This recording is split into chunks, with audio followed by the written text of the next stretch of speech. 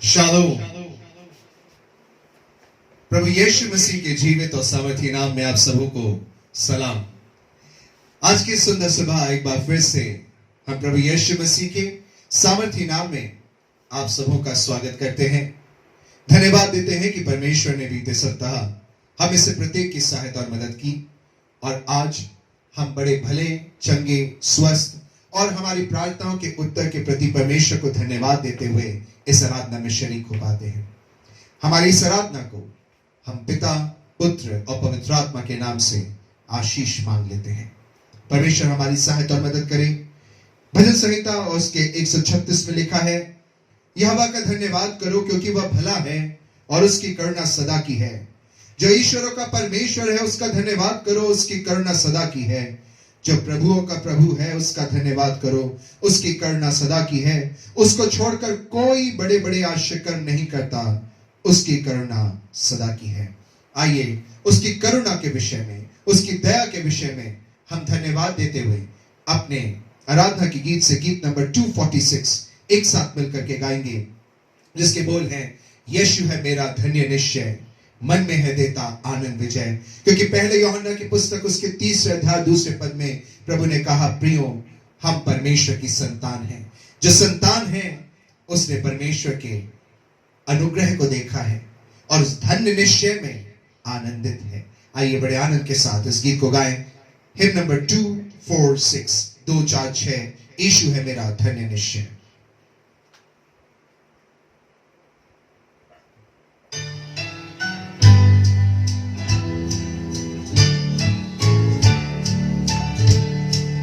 यीशु है मेरा धन्य निश्चय, मन में है देता आनंद विजय। स्वर्ग का निवासी वारिस प्राण का, आत्मा से जन्मा खून खरीदा। यह कथा मेरी या मेरा गान, उसी का यश मैं करता बयान। यह कथा मेरी या मेरा गान, उसी का यश मैं करता बयान। पूरा भरोसा आनंद और सुख, मुझे ना कोई चिंता ना दो। क्रिस्त से ही हुआ दया का ज्ञान, दूत भी सुनाते प्रेम का बयान। यह कथा मेरी या मेरा गान, उसी का यश मैं करता बयान। यह कथा मेरी या मेरा गान, उसी का यश मैं करता बयान। क्रूस पर है मेरा पूरा विश्वास, अब मैं सुरक्षित उसके पास प्रेम उसका देता मन को आराम, साथ उसके होगा स्वर्ग मेरा धाम। यह कथा मेरी, यह मेरा गान, उसी का यश मैं करता बयान। This is my story, this is my song, praising my Savior all the day long. धर्मशास्त्र का जो पद हमारे लिए आज परमेश्वर ने ठहराया है वो पाया जाता है कुलुस्सियों की पुस्तक उसका 3रा अध्याय 12वीं आयत से 17वीं आयत तक। इसलिए परमेश्वर के चुने हो की नाई जो पवित्र और प्रिय है, बड़ी करुणा और भलाई और दीनता और नम्रता और सहनशीलता धारण करो। और यदि किसी को किसी पर दोष देने का कोई विषय या कारण हो तो एक दूसरे की सह लो और एक दूसरे के अपराध क्षमा करो, जैसे प्रभु ने तुम्हारे अपराध क्षमा किए वैसे भी तुम भी करो। और इन सब के ऊपर प्रेम को जो सिद्धता का कटिबंध है बांध लो। और मसीह की शांति जिसके लिए तुम एक देह होकर बुलाए भी गए हो तुम्हारे हृदय में राज्य करे और तुम धन्यवादी बने रहो। मसीह के वचन को अपने हृदय में अधिकारी से बसने दो और सिद्ध ज्ञान सहित एक दूसरे को सिखाओ और चिताओ और अपने अपने मन में अनुग्रह के साथ परमेश्वर के लिए भजन और स्तुति गान और आत्मिक गीत गाओ। और वचन के ये काम से जो कुछ भी करो सब प्रभु यीशु के नाम से करो और उसके द्वारा परमेश्वर पिता का धन्यवाद करो। परमेश्वर हमारे वचन के इस पढ़े और सुने जाने पर आशीष दे। आइए हम अपना मन प्रार्थना में लगाएंगे। तमाम उनगिनत आशीषों के लिए परमेश्वर को धन्यवाद देंगे। धन्यवाद के बहुत से विषय हैं। धन्यवाद देता हूं कि हमारे कलीसिया के अध्यक्ष महोदय श्री अलेक्जेंडर पॉल को परमेश्वर ने चंगाई दी है और उनकी रिपोर्ट्स बिल्कुल नॉर्मल आई हैं। हम परमेश्वर को इस चंगाई के लिए धन्यवाद देते हैं। हमारे कलीसिया के प्राचीन श्री एन.के. सैमुअल जी का कल ऑपरेशन हुआ आंखों का और हम चाहते हैं कि परमेश्वर उन्हें अच्छा स्वास्थ्य दे और उनकी आंखों में उनकी ज्योति को और तीव्र करे और बेहतर करे और उन्हें स्वस्थ रखे। आइए हम इसके विषय में भी प्रार्थना करेंगे। हमारी बुजुर्ग श्रीमती मलाकी, उनकी भी तबीयत अभी कुछ समय से थोड़ी अच्छी नहीं है, उनको भी हम अपनी प्रार्थनाओं में स्मरण रखेंगे। साथ ही साथ में हम प्रार्थना करेंगे भाई संजय डेविड सिंह के लिए कि परमेश्वर उन्हें छुए और उन्हें चंगाई दे। वो नित्य प्रार्थना में है और परमेश्वर उनकी सुधि लेगा, लेकिन हम भी प्रार्थना में एक दूसरे को उठाते रहें, इसलिए हम उनके लिए भी और भी विषय हैं, जैसे कि श्री वीरेंद्र सारथी के ससुर जी मिस्टर मसीह को परमेश्वर ने चंगाई दी है। हम उनके लिए भी परमेश्वर को धन्यवाद देंगे और प्रार्थना करेंगे। मेरे भाई जो यीशु बुलाता में काम करते हैं और साथ ही साथ में एक प्रीचर हैं, इवेंजलिस्ट हैं मिस्टर समीर पॉल, जो प्रभु की सेवा उत्तर प्रदेश, मध्य प्रदेश और दिल्ली जैसे क्षेत्रों में दे रहे हैं। उनकी तबीयत अभी अच्छी नहीं है और वो कोविड पॉजिटिव डिटेक्ट हुए हैं और उनकी स्थिति अभी बेहतर नहीं है, वे अस्पताल में एडमिट हैं। हम उनके लिए भी प्रार्थना करेंगे। इन विषयों में हमारे लिए प्रार्थना में अगुवाई इस समय डॉक्टर वी गॉटलिब करेंगे। आइए हम प्रार्थना करें। हमारे जीवते महान प्रेमी, अनुग्रहकारी, दयालु, कभी न बदलने वाले, मां से भी बढ़कर प्रेम करने वाले, चंगा करने वाले परमेश्वर पिताजी, हमारे उद्धारकर्ता आपके प्रिय पुत्र प्रभु यीशु मसीह के धन्य नाम में एक बार फिर आपके चरणों में, आपके अनुग्रह के सिंहासन के समक्ष आते हैं। इस संध्या का, इस प्रातःकाल धन्यवाद करते हैं प्रभु जी, बीते हफ्ते की सारी आशीषों के लिए प्रभु जी, और आपने हमें जीवितों के संसार में रखा प्रभु जी। और एक बार फिर से आज हम एकत्रित होकर प्रभु जी आपकी स्तुति, आपका धन्यवाद कर सकते हैं प्रभु जी, आपके वचन की संगति कर सकते हैं। ये अवसर प्रभु जी एक बार फिर से आपने हम सबों के जीवनों में जोड़ा प्रभु जी, आपका धन्यवाद करते हैं। और विशेष करके धन्यवाद करते हैं प्रभु जी कि कोरोना के कारण से प्रभु जी जो हम आराधनालय में एकत्रित नहीं हो पा रहे हैं, फिर भी ये नेट का प्रबंध प्रभु जी पहले से आपने ये सारी योजनाएं बनाई प्रभु जी, और ये किया प्रभु जी कि सब जगह प्रभु जी आपके उपासक जो हैं उनकी उपासना प्रभु जी किसी प्रकार से रुकने नहीं पाई, और जो कार्य पहले एकत्रित होकर कर पा रहे थे प्रभु जी, आराधनालय में ना जा सकने के कारण भी प्रभु जी, फिर भी अद्भुत रीति से ये प्रबंध हुआ है प्रभु जी की सारी जगह ये प्रार्थना और उपासनाएं प्रभु जी की जा रही हैं नेट के माध्यम से, और लगातार प्रभु जी हम इसमें बने हुए हैं। तो ये आपकी दया है प्रभु जी, आपका धन्यवाद करते हैं। हम धन्यवाद करते हैं विशेष करके प्रभु जी अपनी कलीसिया के लिए प्रभु जी, जो उन्नति कर रही है प्रभु जी हर क्षेत्र में, और हम देख रहे हैं कि कोई भी व्यवधान या कमी नहीं हुई है प्रभु जी। जो प्रोग्राम्स पहले हो रहे थे वो भी होते जा रहे हैं। ये आपकी बड़ी दया और आपकी योजना और आपका प्रबंध है प्रभु जी, आपका धन्यवाद करते हैं। धन्यवाद करते हैं प्रभु जी हमारे दोनों अगुओं के लिए, दोनों पास्टर्स के लिए, पास्टर सूरज, पास्टर अभिनव के लिए प्रभु जी, कि आपने अद्भुत रीति से इनको हमें प्रदान किया है प्रभु जी, और ये भेड़ों की रखवाली प्रभु जी पूरी ईमानदारी से और पूरी लगन से कर सक रहे हैं प्रभु जी।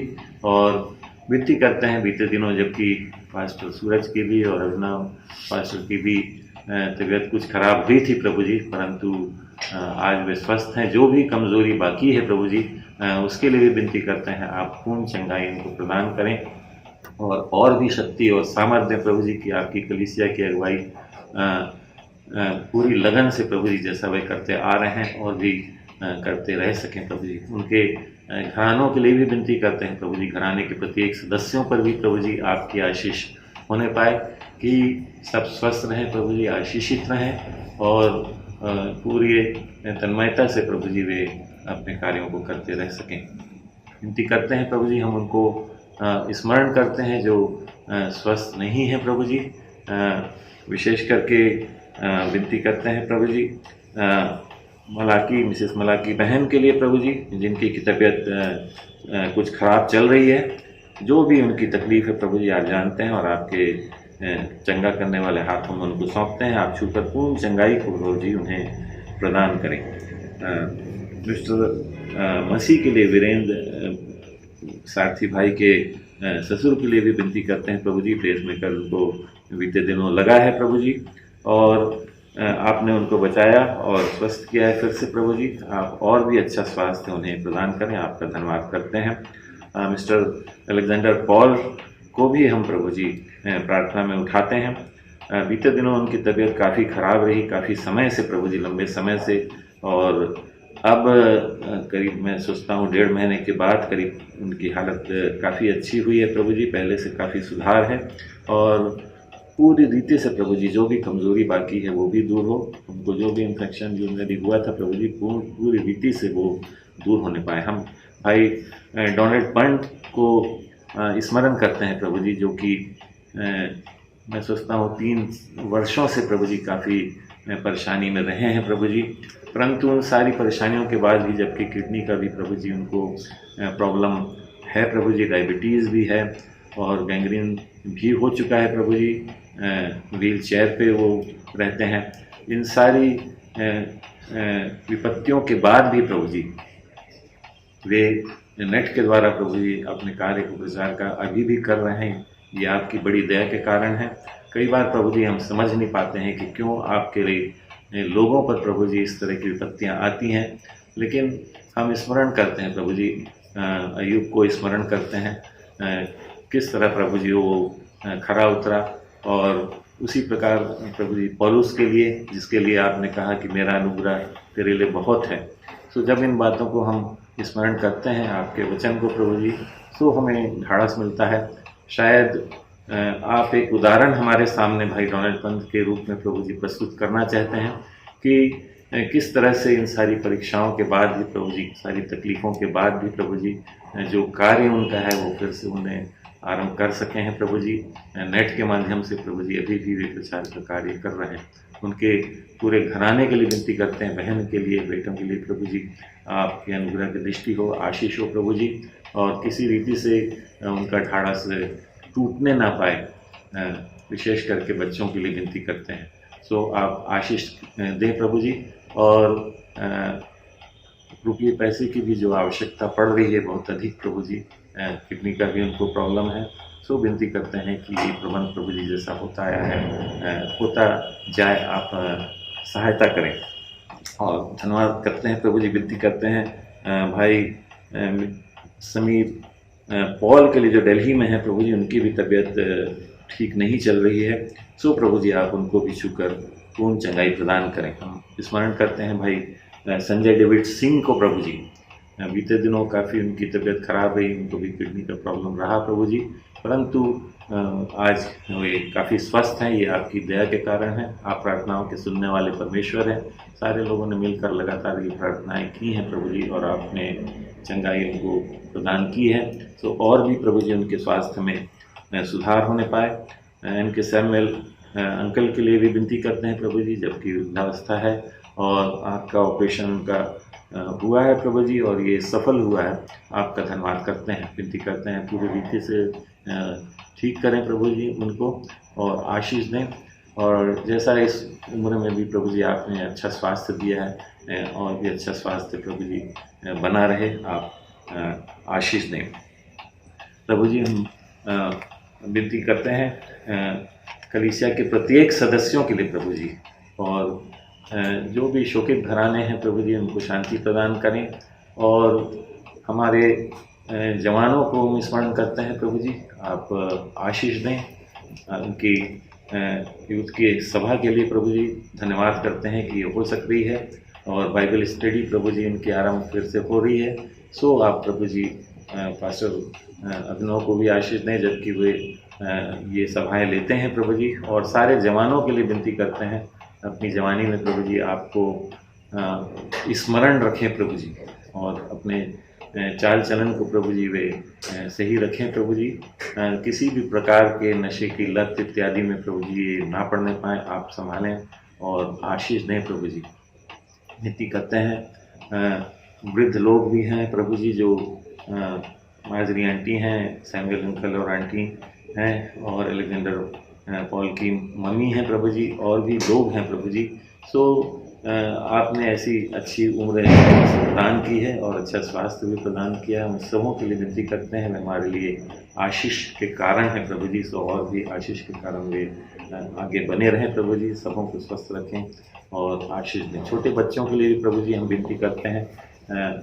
संडे स्कूल प्रारंभ नहीं हो पाया है, परंतु प्रभु जी ये बच्चे आपने हमें दान स्वरूप प्रदान किए हैं। सो ये कार्य भी प्रभु जी आगे हो सके नेट के द्वारा, और विनती करते हैं प्रभु जी आप उनको आशीष दें, स्वस्थ रखें, आपके मनुष्यों के अनुग्रह में प्रभु जी बढ़ने पाएँ, हर क्षेत्र में प्रभु जी वे तरक्की करें। जबकि स्कूल भी बंद हैं प्रभु जी, परंतु फिर भी नेट से भी उनकी पढ़ाई हो रही है। सो इन सबों पर आपकी आशीष होने पाए प्रभु जी। विनती करते हैं काउंसिल के सारे सदस्यों के लिए प्रभु जी, और अधिकारियों के लिए आपकी बड़ी आशीष होने पाए प्रभु जी, और सही मार्गदर्शन प्रभु जी इनके द्वारा हमें मिल सके, और कार्य भी प्रभु जी होने पाए। जो जो कार्य सौंपे गए हैं प्रभु जी वे सारे होते रहें। सो आप सहायता करें। कोरोना का संक्रमण प्रभु जी जबकि फैला हुआ है प्रभु जी, विनती करते हैं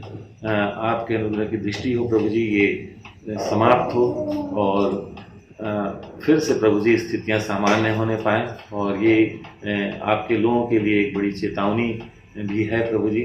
सो आप सहायता करें। और विनती करते हैं प्रभु जी जो चुनाव भी हुए हैं, और विनती करते हैं कि जो लोग चुन कर आए हैं प्रभु जी वे आपका भय उनके जीवन में आने पाए। आपके भय में प्रभु जी वे धर्म न्याय और सच्चाई से अपने कार्यों को निपटाएं प्रभु जी, और जो भी निर्णय वे लेते हैं वे भी धर्म न्याय और सच्चाई से वे निर्णय लेने पाएँ प्रभु जी, जो उचित हैं देश के लोगों के लिए प्रभु जी। सो आप सहायता करें। इस्राएल राष्ट्र को हम स्मरण करते हैं प्रभु जी, आपका वचन कहता है कि जो उन्हें आशीष देगा आप भी उन्हें आशीष देंगे। सो पूरा राष्ट्र प्रभु जी, जैसा आपका वचन कहता है कि अंत के समय में पूरा इस्राएल बचाया जाएगा। सो ये अंत का समय आ ही गया है प्रभु जी, हम देख रहे हैं सारी घटनाओं से प्रभु जी।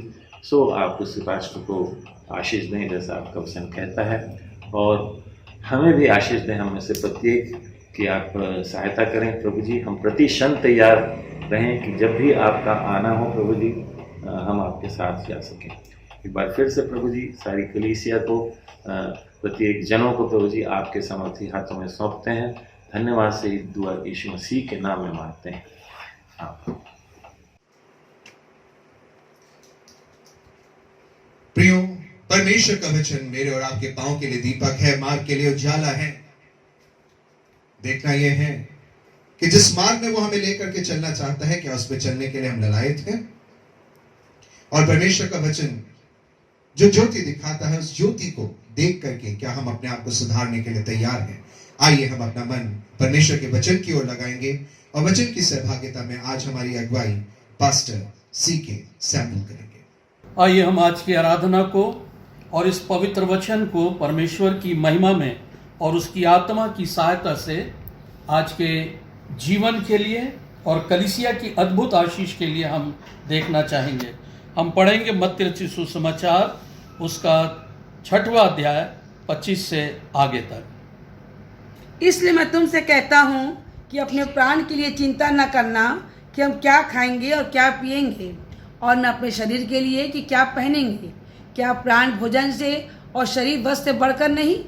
आकाश के पक्षियों को देखो, वे न बोते हैं, न काटते हैं और न खत्तों में बटोरते हैं, फिर भी तुम्हारा स्वर्गीय पिता उनको खिलाता है। क्या तुम उनसे अधिक मूल्य नहीं रखते? तुम में कौन है चिंता करके अपनी आयु में एक घड़ी भी बढ़ा सकता है? इसलिए तुम चिंता करके यह न कहना कि हम क्या खाएंगे या क्या पिएंगे या क्या पहनेंगे, क्योंकि अन्य जाति इन सब वस्तुओं की खोज में रहते हैं, पर तुम्हारा स्वर्गीय पिता जानता है कि तुम्हें इन सब वस्तुओं की आवश्यकता है। इसलिए पहले तुम परमेश्वर के राज्य और उसके धर्म की खोज करो, तो ये सब वस्तुएं भी तुम्हें मिल जाएंगी। अतः कल की चिंता न करो, क्योंकि कल का दिन अपनी चिंता आप कर लेगा। आज के लिए आज ही का दुख बहुत है। परमेश्वर इस वचन पर आशीष देवे। 25 का पहला लाइन में लिखा है, इसलिए मैं तुमसे कहता हूँ। आज यीशु मसीह अपने उद्धार पाए हुए बच्चों से, विश्वास करने वाले बच्चों से, पवित्र किए गए बच्चों से कहता है कि तुम चिंता ना करो। एक बड़ी समस्या आज कलीसिया में है। लोग जय पाए हुए तो हैं, विश्वास तो करते हैं, भक्ति उनके अंदर दिखाई तो देती है, वे प्रभु के लिए सब कुछ करने को तैयार हैं, यहां तक वे अपनी देह भी जलाने को तैयार हैं, अपनी सारी संपत्ति भी कंगालों को देने को तैयार हैं। लेकिन चिंता के कारण उनके जीवन में घबराहट आ जाती है, वे चिंताओं की ओर अग्रसित होते जा रहे हैं। पासबान से लेकर एक छोटा बच्चा भी चिंता से ग्रसित है, और कई बातों को हम यहां पर देखेंगे।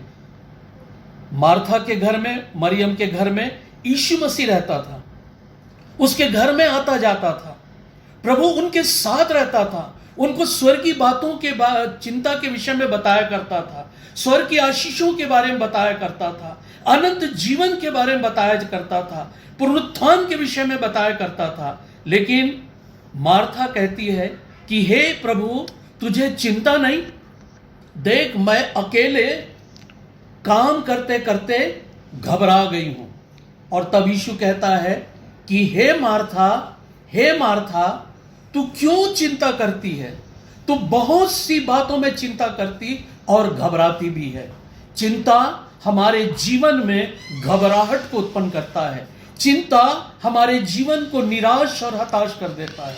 चिंता हमें प्रभु के अनुग्रह से दूर कर देता है। हम जानते हैं कि प्रभु हमारे साथ है, फिर भी हम चिंताओं से ग्रसित रहते हैं कि हमारे परिवार में क्या होगा, हमारे घर में शांति कैसे आएगी, हमारे बाल बच्चे कैसे प्रभु के भय में आगे बढ़ेंगे, हमारे घर में बेरोजगारी है, हमारे घर में अशांति भरा हुआ है, हमारे घर में कंगालपन है, हमारे घर के जो निर्धनता है वो कैसे दूर होगा। परेशानियों से हम घिरे रहते हैं, जबकि यीशु मसीह हमारे साथ है। एक बाइबल का उदाहरण देना चाहूंगा। जब पतरस और चेले झील में थे और उस झील में एक बड़ी आंधी आती है, एक तूफान आ जाता है और वे चिंता के कारण घबराने लगते हैं, क्योंकि नाव डूबने पर था। उन्हें यह मालूम है कि स्वर्ग और पृथ्वी का परमेश्वर, सबका रचने और बनाने वाला प्रभु हमारे साथ है, हमारे बीच में है। वो सब कुछ उसके नियंत्रण में होगा। उसने कहा है स्वर्ग की और पृथ्वी की जो कुछ है वो मेरा ही है। वो जानते हुए भी परेशान हो गए, चिंता से परेशान हो गए। और तब यीशु उठता है और कहता है, उन्हें समझाता है आंधी और पानी को डांटकर, हे अविश्वासियों, हे अल्प विश्वासियों। चिंता हमें अल्प विश्वासी बना देता है, चिंता हमें अविश्वासी बना देता है, चिंता हमें मनुष्यों की ओर देखना सिखाता है। कई बार जब हम परेशान होते हैं, हम प्रभु को छोड़कर हम मनुष्यों का सहारा लेने लगते हैं, पड़ोसियों का सहारा लेते हैं, हम बड़े बड़े लोगों का सहारा लेते हैं कि वो हमारे बोझ से ये जीवन को दूर करें, हमारी चिंताओं को कैसे दूर करें। याद रखें, जब हम परेशान होते हैं, चिंता हमारे जीवन में जब आती है, हमें प्रभु की ओर देखना है, प्रभु की ओर निहारना है, और तब हम प्रभु के योग्य जीवन जी सकते हैं, प्रभु के साथ आते हैं। और ये बात हम में से हर एक के जीवन में है। मैं हर एक विश्वासियों को कहना चाहता हूं, आपके घर में आपका उद्धारकर्ता प्रतिदिन रहता है, आपके जीवन में रहता है, पवित्र आत्मा रहता है। आप हताश और निराश ना हो, आप मार्था के समान ना बन जाए, मार्था के समान बेचैन ना हो जाए, आपका मन व्याकुल ना हो जाए, आप निराश और हताश ना हो जाए। छोटी छोटी बातें, खुदा कहता है ये विपत्ति आएगी, लेकिन धर्मी लोग उस पर जयवंत होते हैं। परेशानियां आती हैं, दुख और क्लेश तो आते हैं, निराशा आती है, लेकिन याद रखें उस पर जय देने वाला परमेश्वर हमारे बीच में है, हमारे साथ है। मार्था इस बात को नहीं जान पा रही थी कि जो यीशु को हम प्रभु कह रहे हैं वो हमारी चिंताओं को हमारे जीवन से दूर करेगा। पतरस को नहीं मालूम था कि जो यीशु हमारे बीच में है वो आंधी और पानी को भी थाम देगा। याद रखें, हम सब प्रभु पर भरोसा रखने वाले बने, क्योंकि हम उसी के संतान हैं और हम उसके जीवन में आगे बढ़ने वाले लोग हैं। चिंता हमें अपने जीवन के मूल उद्देश्य से और आत्मिक बातों से हमें दूर ले जाता है। चिंता एक ऐसा भयानक रोग है, हमारे घर के, हमारे व्यक्तिगत जीवन के, हमारे बिजनेस के, हमारे जॉब के जो नैतिक उत्तरदायित्व है उससे भटकाता है, और साथ ही साथ आत्मिक जीवन से भी वो हमें दूर करता है। मत्ती 6 उसका 25 पढ़ेंगे, वहां एक बहुत बड़ी बात खुदा ने बताया। मत्ती 6:25, इसलिए मैं तुमसे कहता हूँ कि अपने प्राण के लिए चिंता न करना, इसलिए मैं तुझसे कहता हूं अपने प्राण के लिए, अपने परिवार के लिए, अपनी कलीसिया के लिए, अपने पड़ोसी के लिए, अपने घराने के लिए तुम चिंता ना करना। यह प्रभु का पहला शिक्षा विश्वास करने वालों का है, क्योंकि यीशु मसीह जानता है कि उद्धार पाए हुए लोगों को, विश्वास करने वाले लोगों को यह चिंता जो है प्रभु से दूर कर देता है। इसलिए प्रभु हमें बार बार इस बात को सिखाता है कि बहुत सी बातें में, भौतिक बातों के बढ़कर जीवन हमारा बड़ा होता है। हम लोग कई बार भौतिक चीजों की चिंता करते हैं ना, क्या खाएंगे, क्या पहनेंगे, क्या पिएंगे, कैसे रहेंगे, है ना, हमारा जीवन कैसा होगा। हम उसी में इतना लीन हो जाते हैं कि हम अपने जीवन को भूल जाते हैं, हम अपने जीवन को भूल जाते हैं। प्रभु यीशु मसीह एक एग्जाम्पल देते हैं, है ना, बाइबल में लिखा है कि यदि मनुष्य पूरा संसार को प्राप्त करे, पूरे जगत को प्राप्त करे, उसका स्वामी हो जाए, और यदि वो अपने प्राण की हानि उठाए तो उसे क्या फायदा।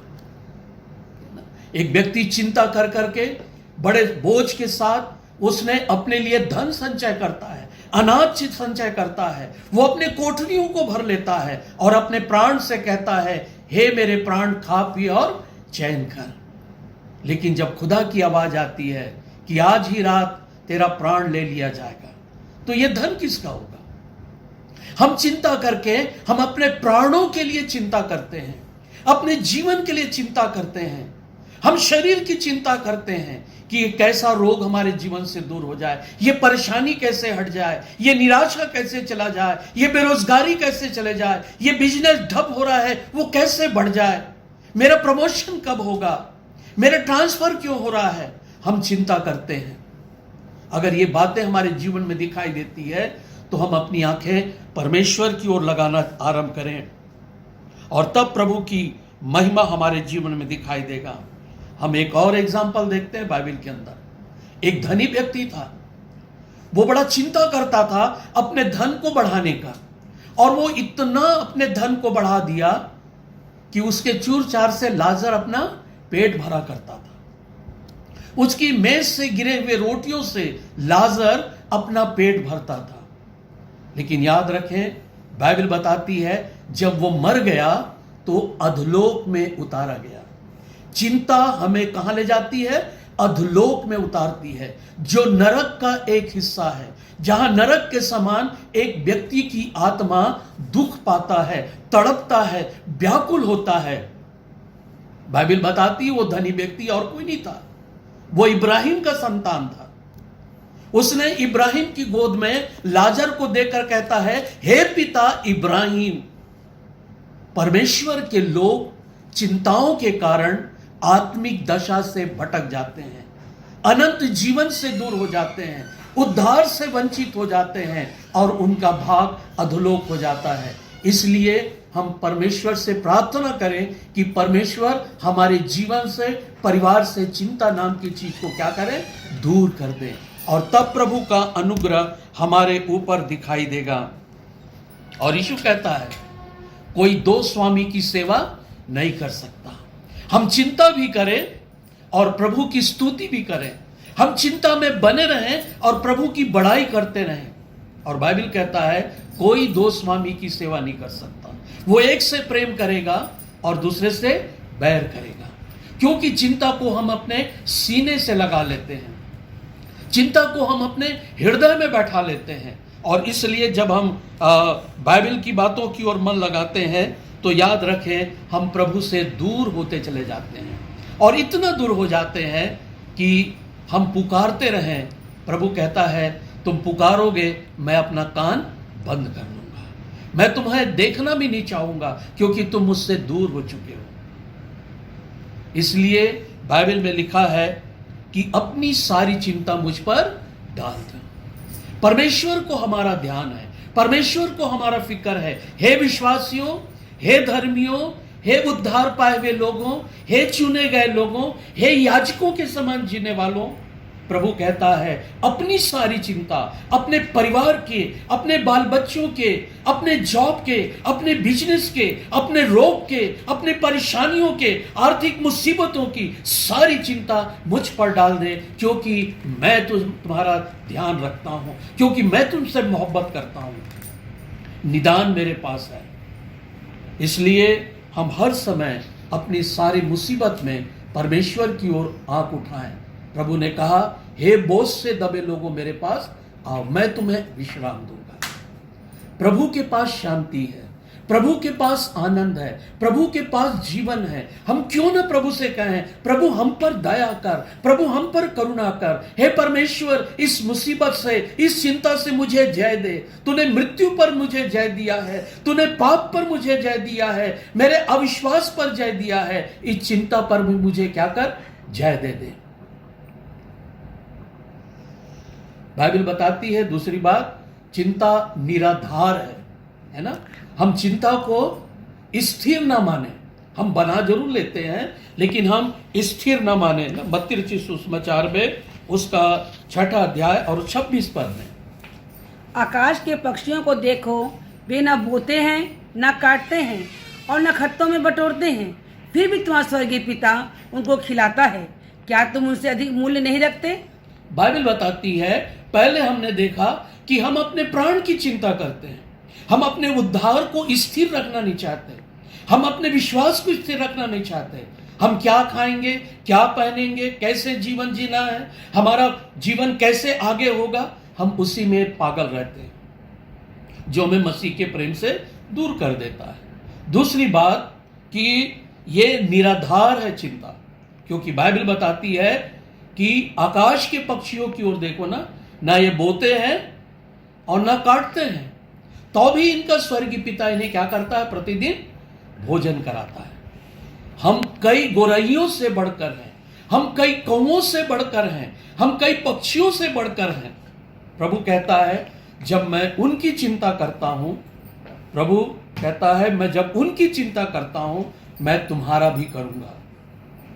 मैंने पक्षियों के लिए अपना प्राण नहीं दिया, मैंने पक्षियों के लिए अपना लहू नहीं बहाया, मैं पक्षियों के लिए कोड़े नहीं खाए, मैं पक्षियों के लिए अपने सिर पर कांटों का ताज नहीं पहना, परंतु मैं तुम्हारे लिए पहना, मैं तुम्हारे लिए क्रूस उठाया, मैं तुम्हारे लिए क्रूस की मृत्यु सहा।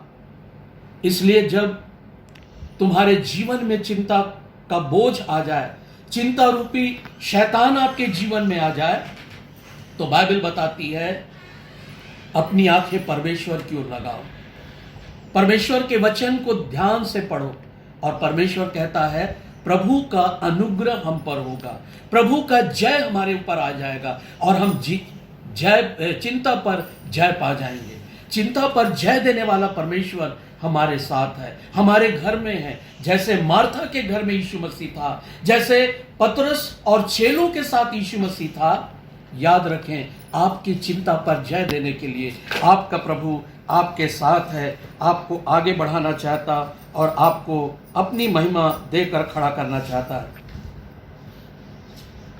परमेश्वर बहुत सी बातों में हमें सिखाता और चिताता है कि हम कैसे प्रभु के बातों में आगे बढ़े। एक और बात देखना चाहेंगे, चिंता एक बहुत अच्छी चीज नहीं है ना। चिंता बहुत बुरी चीज होती है और इस पर मन लगाना परमेश्वर से बैर करना है ना। यदि हम चिंता पर मन लगाते हैं तो परमेश्वर के प्रेम पर हम अविश्वास प्रकट करते हैं। यदि हम चिंता पर मन लगाते हैं तो परमेश्वर के अनुग्रह पर हम शंका करते हैं। यदि हम चिंता पर मन लगाते हैं तो हम प्रभु के क्रूस पर बलिदान होने की घटा पर हम क्या करते हैं? अविश्वास प्रकट करते हैं। इसलिए बाइबल बताती है कि मत्ती 26:6 पद में, तुम में कौन है जो चिंता करके अपनी आयु में एक घड़ी भी बढ़ा सकता है? कौन ऐसा व्यक्ति है, कौन ऐसा धर्मी है, कौन ऐसा विश्वासी है जो चिंता करके, प्रार्थना करके, उपवास करके अपनी जीवन की एक घड़ी क्या कर सकता है? बढ़ा सकता है। चिंता के कारण, चिंता के साथ ऐसा कोई भी व्यक्ति नहीं है। धर्मी जन यदि प्रभु पर भरोसा करता है तो उसकी आयु बढ़ती है। यदि प्रभु का अनुग्रह, यीशु ने कहा अपनी सारी चिंता मुझ पर डाल दे। हमें सारे मन से, सारे प्राण से, सारे बुद्धि के साथ, प्रार्थना के साथ, वो कितनों भी जटिल से जटिल परेशानियों क्यों ना हो, चिंता क्यों ना हो, हमें प्रभु के पास ले आना चाहिए। क्योंकि प्रभु कहता है मुझे तुम्हारा ध्यान है, मैं असंभव को संभव करूंगा, मैं तुम्हारे दुख को आनंद में बदल दूंगा, मैं तुम्हारे सारे बंधनों को जो चिंता का है मैं उसे तोड़ डालूंगा, तुम आजाद हो जाओगे, सत्य तुम्हें स्वतंत्र करेगा, मेरी आशीष तुम्हें स्वतंत्र करेगी, मेरी आत्मा तुम्हें स्वतंत्र करेगा और छुटकारा देगा। चिंता पर जय पाने का एक ही सूत्र है। प्रभु ने कहा कि चिंता करने का एक ही रहस्य है जिसको हमको जान लेना अति आवश्यक है। प्रभु यीशु ने कहा पहले उसके राज्य और धर्म की खोज करो।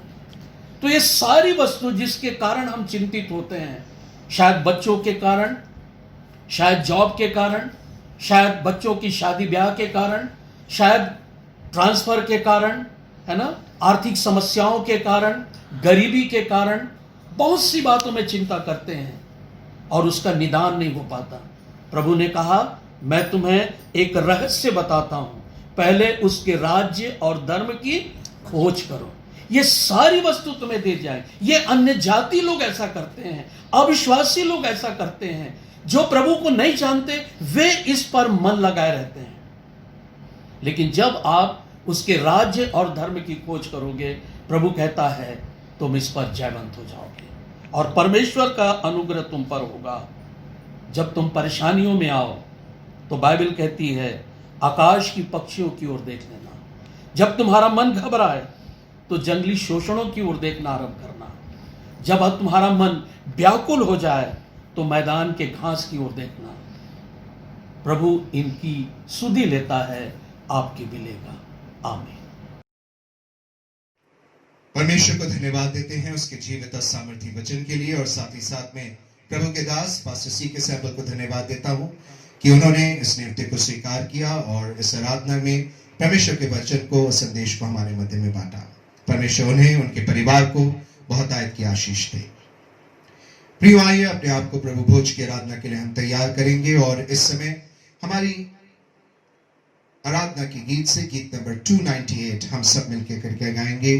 पापों के बोझ से बच सकते हो तुम, मसीह है समर्थ। 298, और इसे आज हम आर्मी, जो सैल्वेशन आर्मी चर्च होता है, उनके बजाए हुए ट्रैक पर हम गाने का प्रयास करेंगे। आइए बड़े आनंद के साथ में अपने मनों को, अपने पाप के बोझ को, जिससे हम बच नहीं सकते थे पर प्रभु यीशु मसीह के कारण बचे हैं, उस यीशु पे डालते हुए हम इस प्रभु भोज में शामिल हैं।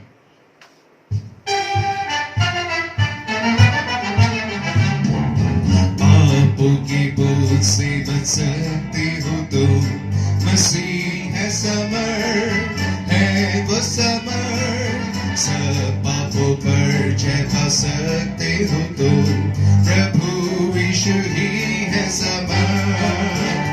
बोलो जय जय, सामर्थ उसमें है यीशु के लहू में। बोलो जय जय, सामर्थ उसमें है क्रूस से लहू जो था वहाँ।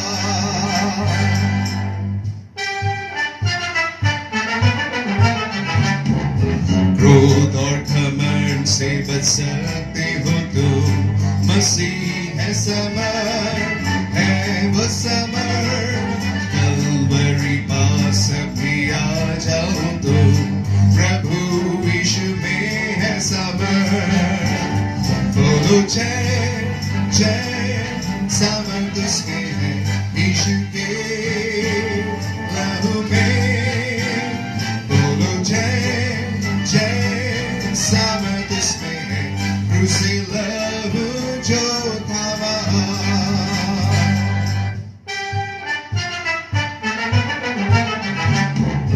हो सकते बर्फ से सफेद तुम जरूर, मसीह है समर्थ, है वो समर्थ। आपके कलम वह कर सकता है दूर, अद्भुत सामर्थ यीशु में है।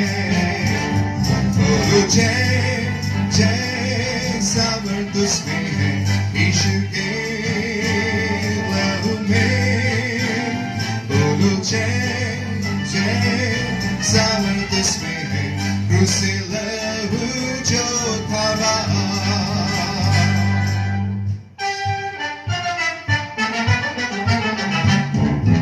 यीशु के दास क्या बनोगे अब तुम, वह देगा सामर्थ, देगा सामर्थ। ये दिन और रात उसके साथ चलो तुम, प्रभु यीशु देगा सामर्थ। बोलो जय जय, सामर्थ उसमें है यीशु के लहू में। बोलो जय जय, सामर्थ उसमें है क्रूस से लहू जो था वहाँ।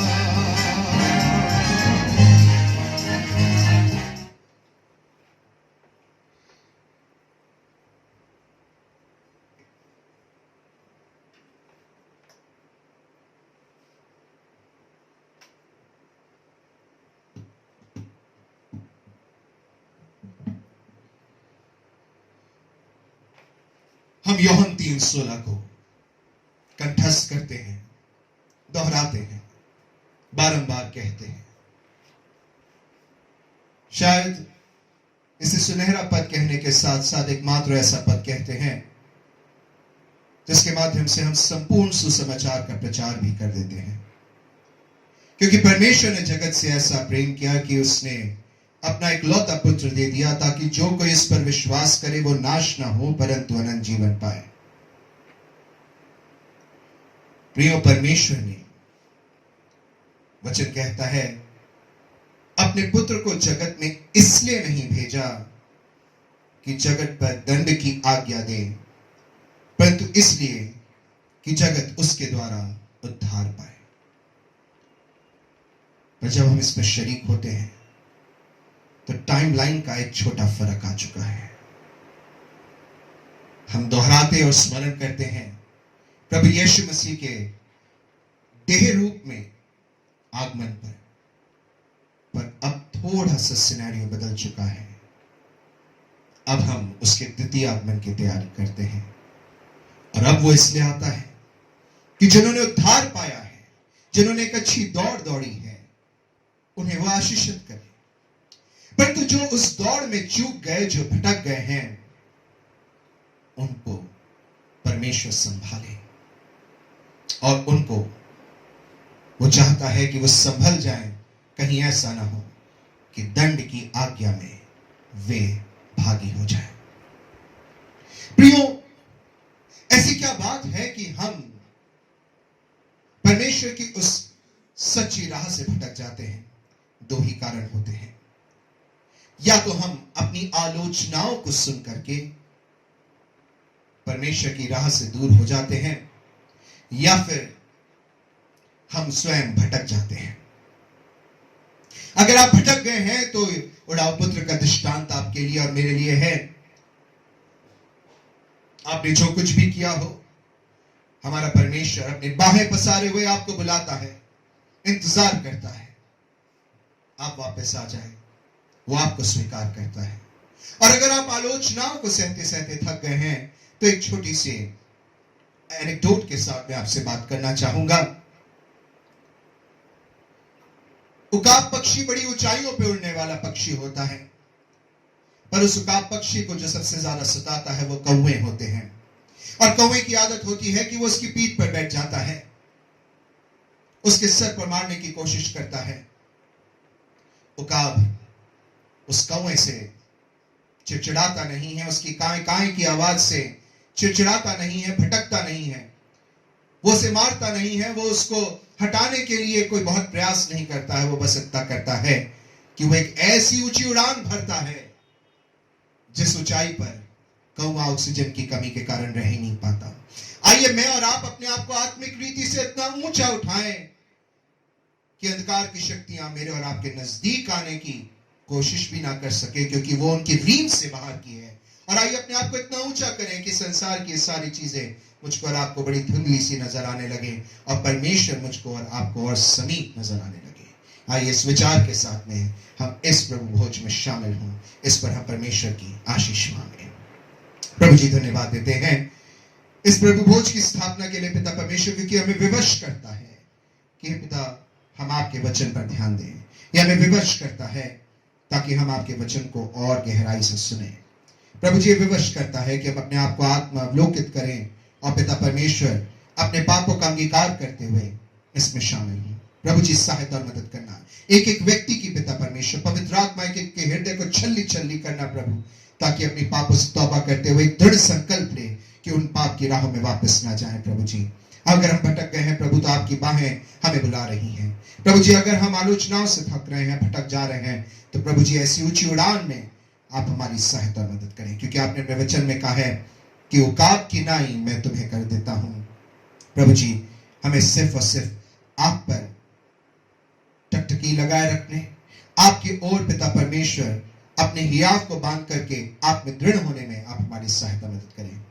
इस रोटी के लिए और इस दाखरस के लिए धन्यवाद देते हैं, इस पर आपकी आशीष चाहते हैं जो आपकी देह और आपके लहू का प्रतीक है। इसे बड़ी ईमानदारी, सत्यता और पिता परमेश्वर बड़े ही आदर भाव के संग ग्रहण करने वाले हूँ। बिनती प्रभु यीशु मसीह के नाम से मांगते, सुने कबूल कीजिएगा, आमीन। आइए हम इसमें शामिल होंगे। आइए वो प्रार्थना जो प्रभु यीशु मसीह ने अपने शिष्यों को सिखाई, हम सब एक साथ मिलकर कहें।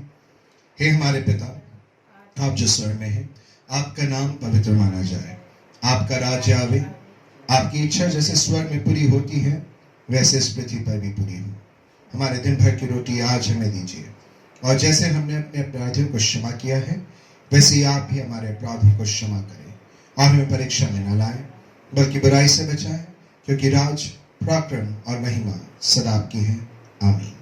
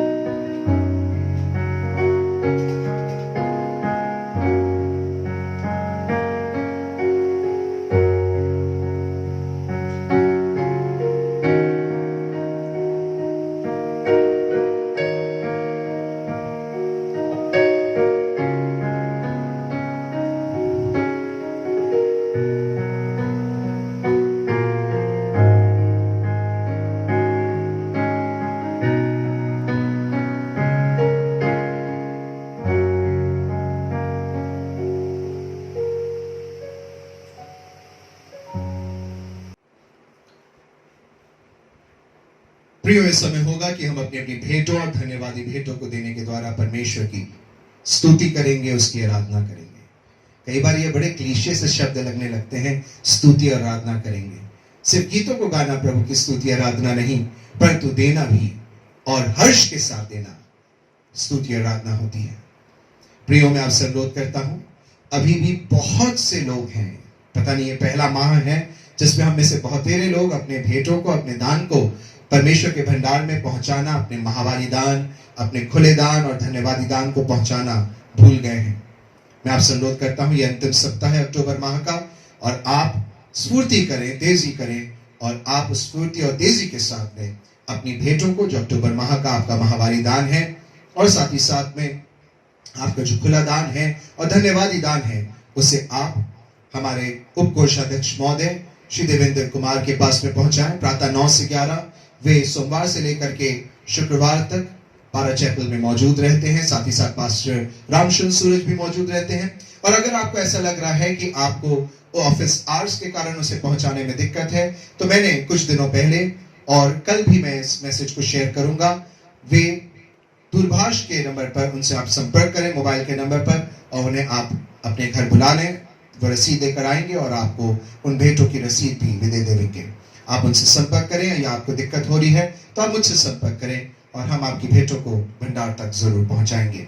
आने वाले हफ्ते के लिए सूचनाएं इस प्रकार से हैं कि सारी आराधनाएं नियमित रीति से जैसी होती हैं चलती रहेंगी। अंग्रेजी की आराधना ट्यूसडे को संध्या 7 से 7:30 के बीच में मेरे फेसबुक पेज पर होगी। जो हमारी महिला सभा की आराधना है वो शुक्रवार को संध्या 6 बजे यूट्यूब पे और साथ ही साथ में डिसाइपल्स ऑफ क्राइस्ट चर्च के फेसबुक पेज पर आपको उपलब्ध हो जाएगी। उसमें आप जरूर शामिल हो। महिलाओं को प्रोत्साहित करूंगा, आधे घंटे के लिए आप समय निकालें और उसमें मौजूद हों। जवानों से अनुरोध करता हूं, एक अच्छी संख्या में हम जवान सभा में मौजूद हों, जो 7 से 7:30 के मध्य में एवरी सैटरडे चलाई जाती है। आप उसमें जरूर शामिल हो। और रविवारी आराधना प्रातः 10:45 पर फेसबुक पर और प्रातः 10 बजे से मेरे यूट्यूब पेज पर आपके लिए उपलब्ध रहेगी। आप तक बहुत ही जल्द सूचना पहुंच जाएगी। चर्च काउंसिल की एक बैठक पिछले पूरे समय को ध्यान में रखते हुए आने वाले समय को प्लानिंग के लिए आहूत की जा रही है, और इसकी सूचना सचिव महोदय के माध्यम से आप सबों को व्हाट्सएप पर पहुंचाने का प्रयास किया जा रहा है। और साथ ही साथ में माफ करेंगे, व्हाट्सएप पे तो आपको मिल ही जाएगा, लेकिन उससे बढ़कर के आपके पास में जो नोटिस है उसे पहुंचाने का प्रयास किया जा रहा है। आप इसमें पारा चैपल में जरूर मौजूद हों और हम अपनी सुरक्षा का ध्यान रख करके इसमें जरूर उपस्थित होंगे। मैं आपसे अनुरोध करता हूं कि आप अपनी क्रिसमस की तैयारियों को रखें और तैयारी करें, क्योंकि क्रिसमस का समय सिर्फ नए कपड़े पहनने का समय नहीं, परंतु परमेश्वर के वचन को बड़ी सहजता के साथ दूसरों के मध्य में बांटने का है, प्रभु यीशु मसीह के नजदीक लोगों को लाने का है, क्योंकि एक खूबसूरत अवसर होता है। आइए अपने आप को उसके लिए भी हम तैयार करें। हमारा धन्यवादी रविवार चर्च काउंसिल के डिसीजन के पश्चात ही होगा, लेकिन दिसंबर माह के दूसरे सप्ताह में या फिर तीसरे सप्ताह में हम इसे सेलिब्रेट करेंगे और इसके लिए लिफाफे आपको दिसंबर माह से मिलना प्रारंभ हो जाएंगे। धन्यवाद के विषय को आप सब जानते हैं। बड़े हर्ष के साथ में हम अपने धन्यवादों को परमेश्वर के सम्मुख प्रेषित करेंगे। आइए इन भेंटों के लिए हम परमेश्वर को धन्यवाद दें, तमाम आशीषों के लिए धन्यवाद दें और प्रार्थना में हमारे लिए अगुवाई श्रीमती टी.के. पॉल करेंगी। सामर्थ्य पिता प्रभु जी, एक बार फिर आपके चरणों के पास आते हैं। धन्यवाद देते पिता परमेश्वर अपने जीवन के लिए। धन्यवाद देते पिता परमेश्वर कि आपने हमें जीवितों के बीच में रहने का अवसर दिया है। पिता परमेश्वर धन्यवाद देते हैं कि आपने हमें ऐसा साधन दिया है कि हम प्रभु जी ऑनलाइन के माध्यम से प्रभु जी इस मीठी संगति को ग्रहण कर सकते हैं। धन्यवाद देते हैं प्रभु जी आज की संपूर्ण आराधना के लिए। धन्यवाद देते पिता परमेश्वर इस वचन के लिए प्रभु जी, जो प्रभु जी आज हमारे बीच बोया गया। होने दीजिए पिता परमेश्वर कि हमारे गांठ गांठ और गुदे गुदे को छेदने और भेदने वाला हो सके। पिता परमेश्वर एक बार धन्यवाद देते हैं प्रभु जी हम पॉल भैया के। प्रभु जी आपने अद्भुत रीति से उन्हें चंगाई प्रदान की है। प्रभु जी शरीर की जो भी कमजोरी है उससे प्रभु जी आप हमसे बेहतर जानते हैं। प्रभु जी हमको हमारा सृजन करने वाले प्रभु जी आप हैं और हमारे सारे कल पुर्जों को ठीक करने वाले भी आप ही हैं। पिता परमेश्वर जो भी कमजोरी बची है प्रभु जी अपने सामर्थ्य हाथ से छूकर उन्हें पूर्ण रूप से चंगाई प्रदान कीजिए, ताकि प्रभु जी एक बार फिर से खड़े होकर पूरा परिवार आपके नाम का धन्यवाद करने वाला हो सके। पिता परमेश्वर आज धन्यवाद देते हैं प्रभु जी इस दान के लिए, जिन छोटे बड़े हाथों में इस दान को चढ़ाया है। पिता परमेश्वर होने दीजिए प्रभु जी कि ये 100 गुना फल लाने वाला हो सके। पिता परमेश्वर प्रार्थना विनती निवेदन करते हैं जिन लोगों ने प्रभु जी अपने धन्यवादी हृदय को प्रकट किया है। होने दीजिए पिता परमेश्वर उनके जीवन में ऐसे अवसर बार बार आने पाए पिता परमेश्वर कि प्रभु जी आपके सम्मुख अपने धन्यवादी हृदय को प्रभु जी चढ़ाने वाले हो सके। पिता परमेश्वर आगे की सारी आराधना को प्रभु जी आपके हाथ में सौंपते इस विनती को आपके बेटे प्रभु यीशु ख्रिस्त के नाम से मांगते हैं। आइए हम अपने स्थान पर खड़े हो जाएं। परमेश्वर की आशीष को हम इस समय ग्रहण करेंगे और अब जो हमें ठोकर खाने से बचा सकते हैं उस अद्वैत सर्वशक्तिमान पिता परमेश्वर का प्रेम, प्रभु यीशु मसीह का अनुग्रह और पवित्र आत्मा की शांति और सहभागिता हम समस्त विश्वासियों के साथ अब से लेकर सदा तक बनी रहे। आमीन। Thank you very much. May God bless every one of you and let's meet in the various services. विभिन्न आराधनाओं में हम इसी रीति से मिलते रहेंगे और अगर आपको मुझसे बात करनी है, आपको कुछ बाइबल से बातें पूछनी या कुछ डिस्कशन करना है, आप मुझसे फोन पे संपर्क करें। मैं जरूर आपके घर पे अगर आप अनुमति दें तो मैं जरूर उपस्थित होऊंगा। परमेश्वर आप सबको आशीष दे।